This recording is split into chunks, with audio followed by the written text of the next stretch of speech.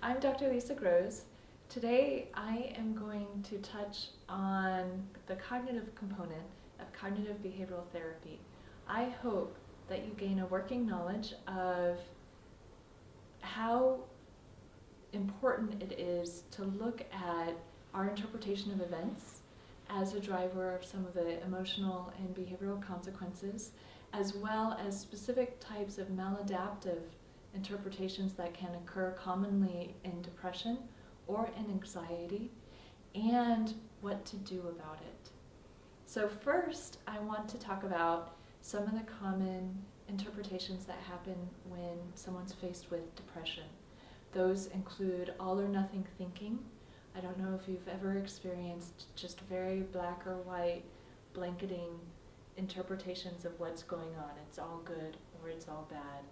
Another common thing that happens is overgeneralization. A good example of this is receiving a poor grade in a class and expecting to fail that class, and that can create this learned helplessness behavior where it's then hard to continue engaging as you need to do well in the class. Or if you receive a poor review at work, and the overgeneralization is that expectation that you're going to be fired, and you're taking in that poor review much differently than if you see it as a single instance in something that you can fix. Some other types of cognitive errors include minimization, when you take a positive thing and you don't take it into account sufficiently, or maximization, where you take the one critical comment and you multiply it. We also, when dealing with depression, tend to engage in mind reading, and that's when you might be projecting what you're emotionally experiencing onto someone else and expecting that to be their experience, or you're simply just reading their minds and thinking that they don't like you or they're judging you. A common one is personalization, and this is when you're taking on over responsibility for what's going on. That's actually going to be the key piece of the example I'm going to draw on the whiteboard for you in a little bit. In contrast, when you're looking at anxiety, two common cognitive errors that happen are: one, increase in likelihood of a negative occurrence. This is most commonly exhibited in fear of flying, when it's much more likely you'll be in an accident while driving. People who have a phobia towards planes tend to have this increased likelihood of a crash in their minds, that no matter what rationalizations others try to tell them, it's hard to let go of that. Another component to anxiety is increased consequences of a negative event happening.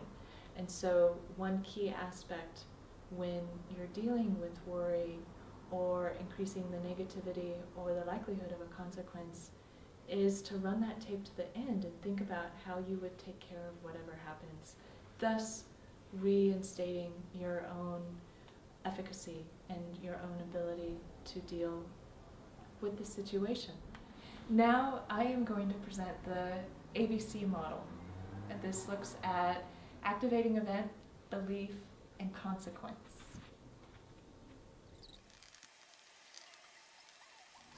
So, as I just quickly drew on the board, what we have is an activating event. This situation is being ignored. For example, you're walking down the street, you see someone you know on the other side of the street, and this person appears to ignore you. Now, how we tend to look at situations, we see the activating event as directly leading to the consequence, which is emotional. I know if someone purposefully ignored me, I would feel hurt. Behavioral, you might find it's then difficult to reach out to that person or call them or say hi to them in passing. And even physiological, you might feel your face flush, you might feel your heart rate go up. Now, one of the key tenets of cognitive behavioral therapy is that our interpretation, our belief, is actually mediating this relationship. So it's not simply that the person appears to have ignored you, it's how you interpret it. I'm going to take that cognitive error I mentioned at the beginning, which was personalization, and that's when you see it as about you. So personalization of being ignored, one of the key ones would be, this person no longer likes me.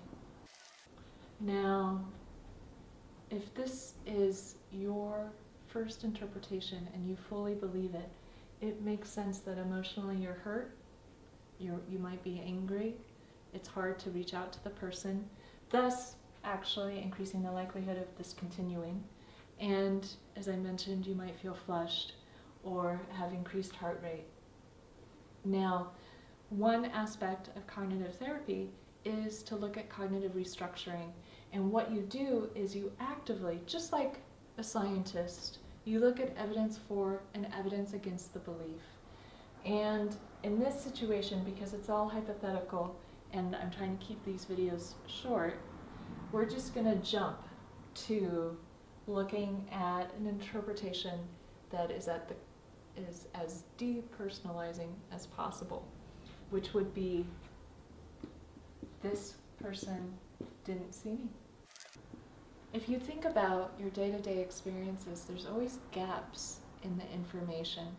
And so it's just as likely, based on what we know here, that the person may not like you or the person didn't see you. And what we do is we fill in those gaps with our expectancies. And if instead you had interpreted the situation as, this person didn't see me, and in coming here to work together, what we would do is together we would look at evidence for and against different common interpretations. And if you're thinking, this person didn't see me, emotionally, it probably doesn't really impact you at all. You'll probably forget about it in the next couple minutes by the end of the block. Behaviorally, it doesn't increase or decrease the likelihood of reaching out to the person. If your interpretation is that something bad might have happened to them that morning, like a flat tire, and so they're especially distracted, you might be more likely to reach out.